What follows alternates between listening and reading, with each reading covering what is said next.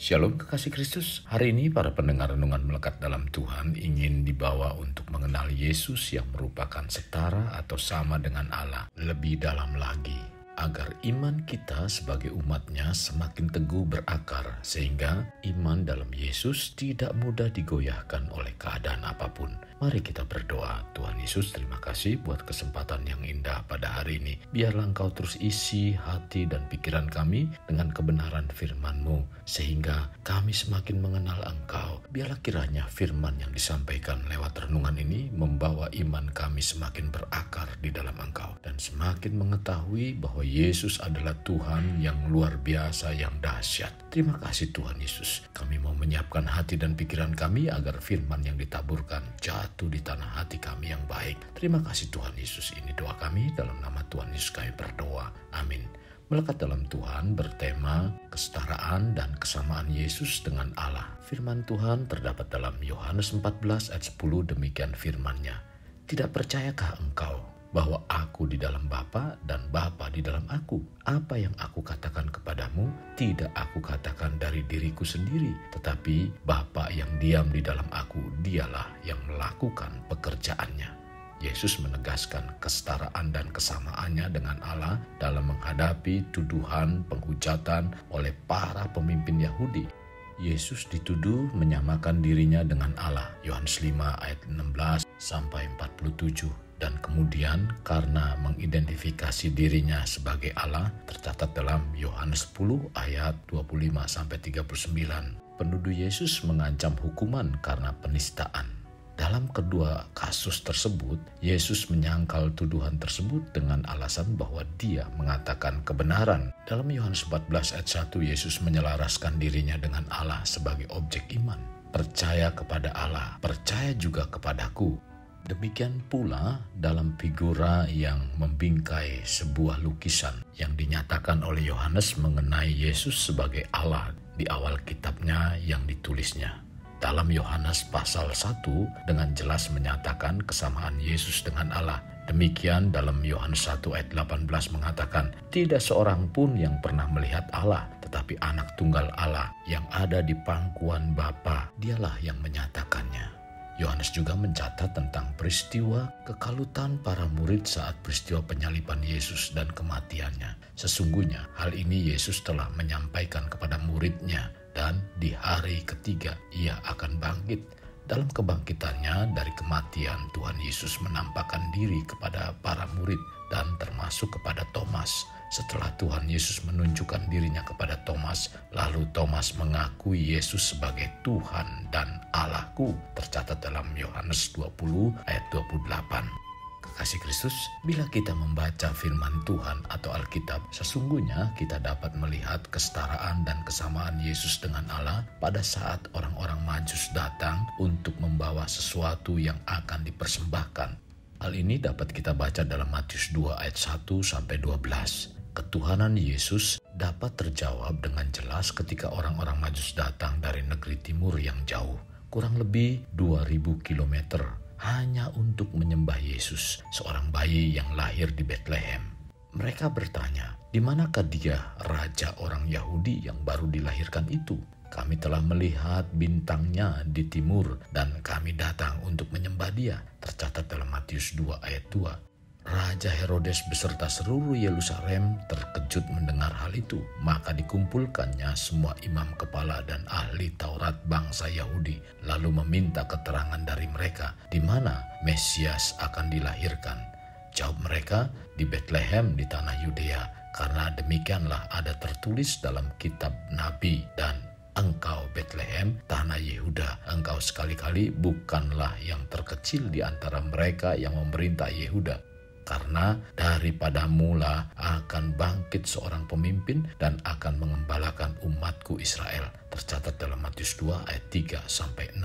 Kelahiran Yesus menggenapi nubuatan yang disampaikan Tuhan dalam Mika 5 ayat 1 atau 2. Tetapi engkau, hai Bethlehem Efrata, hai yang terkecil di antara kaum-kaum Yehuda, daripadamu akan bangkit bagiku seorang yang akan memerintah Israel, yang permulaannya sudah sejak purbakala, sejak dahulu kala.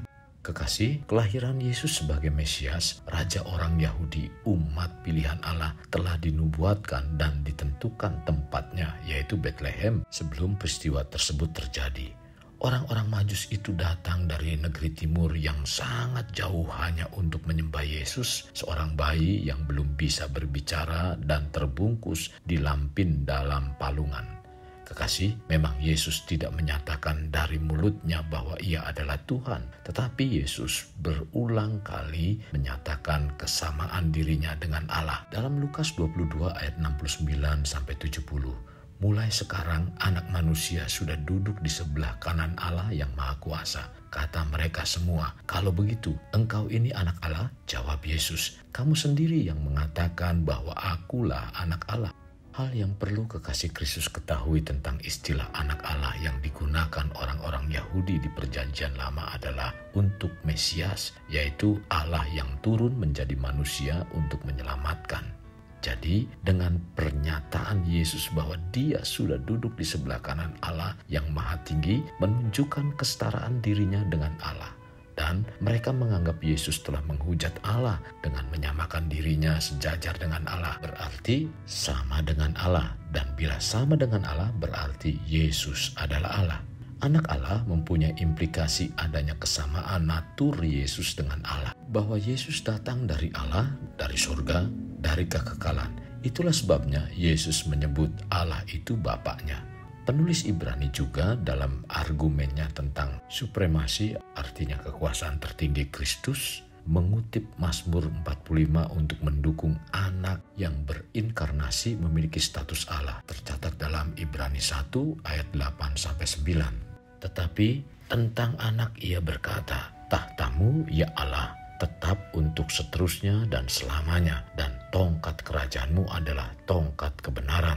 Engkau mencintai keadilan dan membenci kefasikan, sebab itu Allahmu telah mengurapi engkau dengan minyak sebagai tanda kesukaan melebihi teman-teman sekutumu. Anak adalah cahaya kemuliaan Bapa, gambar ekspresi keberadaannya. Sehubungan dengan hal ini, Allah berfirman dengan perantaraan anaknya. Tercatat dalam Ibrani 1 ayat 1-4. Kitab Ibrani juga menulis bahwa anak Allah itu lebih tinggi dari semua malaikat, di mana mereka, yaitu malaikat, harus menyembah Dia karena Dia lebih tinggi daripada malaikat. Tercatat dalam Ibrani 1 ayat 5-14. Jadi, semua yang disampaikan baru sebagian kecil yang menjelaskan kesetaraan dan kesamaan Yesus dengan Allah. Untuk itu, mari kita terus isi iman dalam Yesus dengan kebenaran firman-Nya. Kekasih Kristus, mari bawa hidup kita menjadi pribadi yang dapat memerdekakan orang dari belenggu kehidupan, layaknya terang yang menerangi kegelapan. Karena itulah yang Tuhan inginkan pada kita sebagai warga kerajaan Allah. Mari kita berdoa. Tuhan Yesus, terima kasih buat firman yang disampaikan pada hari ini. Sungguh sangat memberkati kerohanian kami dan iman kami semakin kokoh dan kuat. Bahkan mengetahui Yesus yang merupakan sama dengan Allah menjadikan keimanan kami semakin yakin dan kuat bahwa Engkaulah Allah yang menjelma menjadi manusia untuk menyelamatkan kehidupan kami. Tuhan, kami bersyukur buat renungan ini menguatkan iman percaya kami, meneguhkan sehingga kami tidak goyah sedikit pun bahwa Yesus adalah juru selamat. Terima kasih Tuhan Yesus, terima kasih. Pimpin agar kami mampu menjalani semua ini. Biarlah semuanya ini hanya untuk kemuliaan nama-Mu. Terima kasih Tuhan Yesus, ini doa kami. Dalam nama Tuhan Yesus kami berdoa.